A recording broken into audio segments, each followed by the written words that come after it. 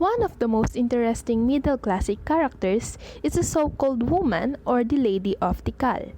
She was originally identified on Stela 23, a much damaged upper fragment found in a residential compound some distance from the Great Plaza.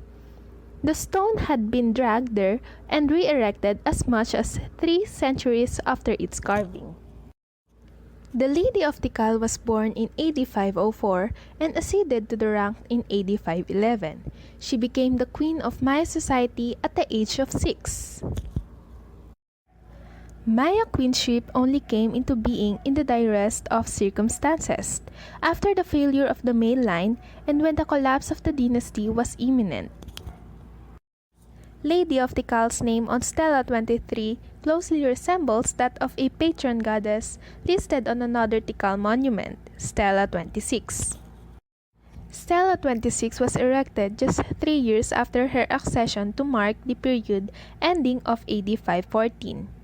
Even though the monument is badly smashed and its text eroded, it preserves the name phrase of its presiding ruler.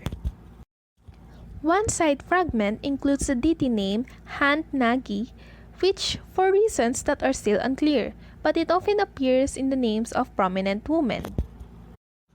A few glyphs further down we see the naval Kinnick epithet, which usually follows the names of the Tikal rulers.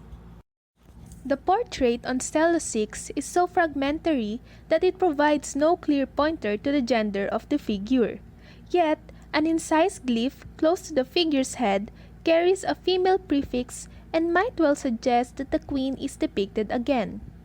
With this name in mind, it is possible to identify her on Tikal's next monument, Stela 12 from AD 527. We know now that the Lady of Tikal reigned for at least 16 years. She was a young woman of 23 years when Stela 12 was erected. The queen and her co-ruler Kalumtebalam enjoyed complementary roles. While the Lady of Tikal performed calendrical ceremonies, Kalumtebalam had the stellar monuments dedicated to him.